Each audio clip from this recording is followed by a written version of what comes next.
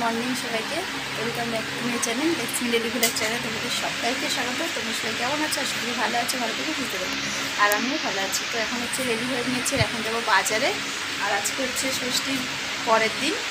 তো চলো বাজার থেকে আসি, তারপরে তোমার সাথে কথা হচ্ছে। আজকে কী কী রান্না হবে দেখাবো, যতটুকু পারবো শেয়ার করব। আর আজকে কিন্তু আমি বাড়িও চলে যাবো বিকেলে। চলো আগে বাজার থেকে আসি।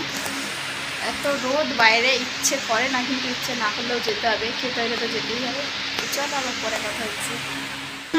বাজার থেকে আসলাম, আসার পরে খেলাম, খাওয়ার পরে রান্না বান্না করতে ঢুকে গেছি। আর রান্না করতে করতে না পুরো ঘামে ভিজে গেছি, এতটাই গরম। আর আজকে রান্না হবে চিকেন আর ফ্রাইড রাইস।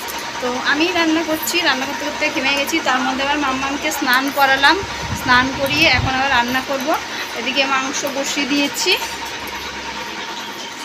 দেখো মাংস হচ্ছে কড়াইতে, আর ওদিকে সব সবজিগুলো ভাজা হচ্ছে, রাইসের আলু ভাজা হয়ে গেছে। আর মাকে একটা জিনিস দিয়েছি ষষ্ঠীতে, সেটা তোমাদের দেখাচ্ছি। তো দেখো এই যে, এটা দেখে বুঝতে পারছো না, এই যে এই চেয়ারটা হচ্ছে গিয়ে দিয়েছি, মানে ষষ্ঠীর গিফট বলতে পারো, ছোটোখাটো একটা গিফট। তো কেমন হয়েছে দেখো, চলো ব্যাক ক্যামেরায় দেখো। এই চেয়ারটা দিয়েছি, চেয়ারটা কেমন হয়েছে বলো। দুটো চেয়ার আছে এখানে, এটা ষষ্ঠীর গিফট মাকে দিয়েছি, ঠিক আছে। তো চলো রান্না বান্না করি, পরে আবার কথা হবে, দেখা হবে।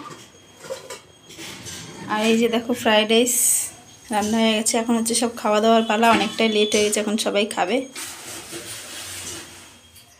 দেখো আমি কালকে রাতে বাড়ি চলে এসেছি, আর আসার পরে আর তোমাদের সাথে কথা হয়নি। আর মানে রাত হয়ে গেছিলো, আমি 7টার সময়, 7:30টার সময় বেরিয়েছি। এবার অনেকটাই লেট হয়ে গেছে, ট্রেনটা লেট ছিল, সেই জন্য আর তোমাদের যখন বেরিয়েছি বা স্টেশনে এসেছি তোমাদের সাথে আর কথাও হয়নি, দেখাও হয়নি। একটু টেনশনে ছিলাম, যেহেতু ট্রেন ছিল না, ট্রেনের গণ্ডগোল। তো তাই জন্য যাই হোক, কালকে রাতে বাড়ি এসেছি। আসার পরে তারপরে আর শরীরও ভালো লাগছিল না, আর ভিডিওটা শেষ করা হয়নি। তো আজকে চলে আসলাম ভিডিওটা এন্ড করতে। তো কালকের মানে জামাই ষষ্ঠীর পরের দিনের খাওয়া দাওয়া ছিল, এতটুকু যা পেরেছি শেয়ার করেছি।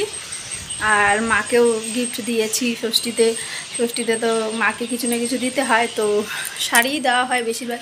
এবার ভাবলাম চলো মাকে দুটো চেয়ার গিফট করি, মার কাজে লাগবে। তো দিয়েছি, তোমাদেরকে দেখিয়েছি।